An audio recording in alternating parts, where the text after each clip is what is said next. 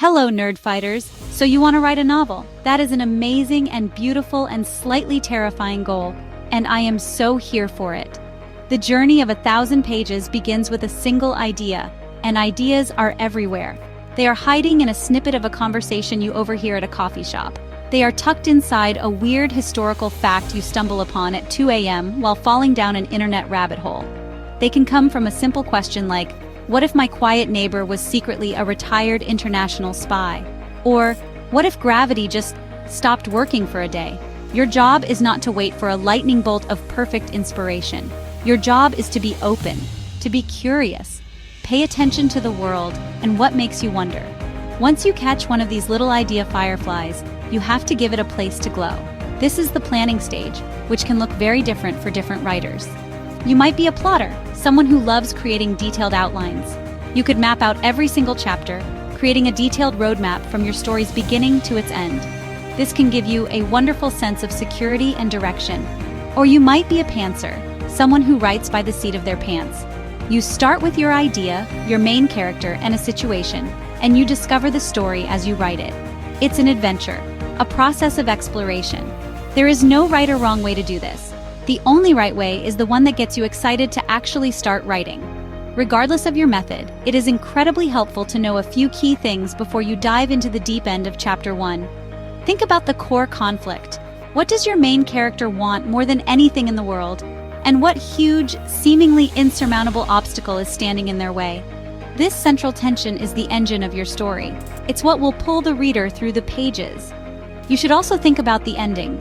You don't need to know every detail, but having a general idea of where you are headed, a lighthouse in the distance, can help you steer your narrative ship through the stormy seas of the middle of your book, which is famously the hardest part to write. The big secret is that the idea itself is not the most important part. I know, that sounds crazy, but it's true. Execution is everything. A brilliant idea can become a boring book if it isn't explored with passion and commitment.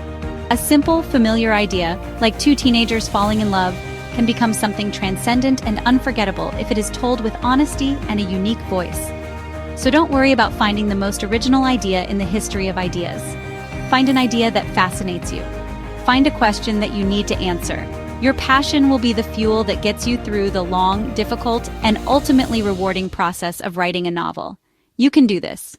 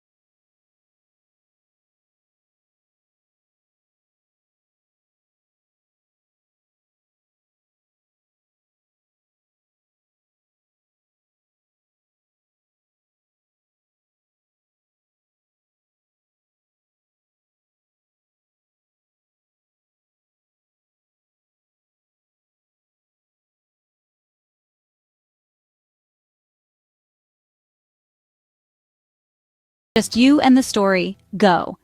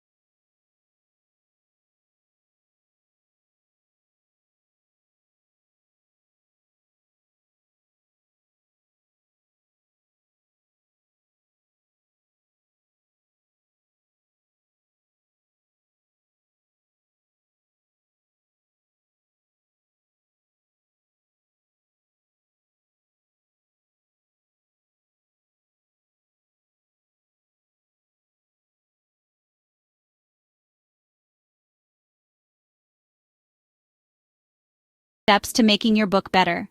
You must learn to separate helpful critique from mere opinion, and use that feedback to see your story in a new light and make it even stronger.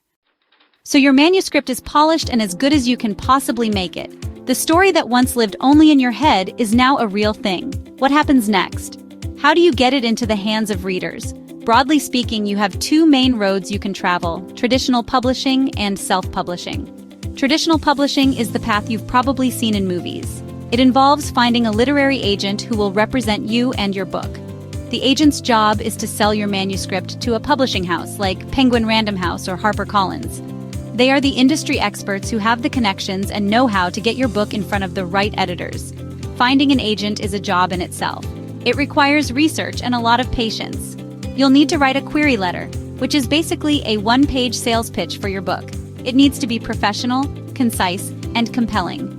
You will also need a synopsis, which is a summary of your entire plot, including the ending. You will send these materials out to agents who represent your genre.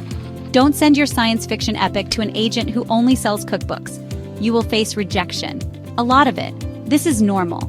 Every successful author has a folder full of rejections. The key is to be persistent, professional, and to believe in your work. It's a long game of finding the one yes. The other path is self-publishing, which has become an incredibly powerful and viable option for writers. With self-publishing, you are in complete control. You act as your own publisher. You are responsible for everything: hiring a professional editor, getting a cover designed, formatting the book for e-readers and print, and marketing it to the world. Platforms like Amazon's Kindle Direct Publishing have made this process more accessible than ever before. This path offers you total creative freedom and a much higher royalty rate per book sold. It requires an entrepreneurial spirit, but the reward is seeing your vision come to life exactly as you imagined it, on your own terms. Ultimately, there is no better path. It's about what is right for you and your goals. Both require immense hard work. Both can lead to success. The most important thing is that you wrote a book. You wrestled with an idea and gave it form. You created characters and worlds. You finished. That in itself is the victory. Whether you decide to pursue an agent or upload your book yourself, you have already done the magical, difficult, wonderful thing. You are a writer. Don't forget to be proud of that. And don't forget to be awesome.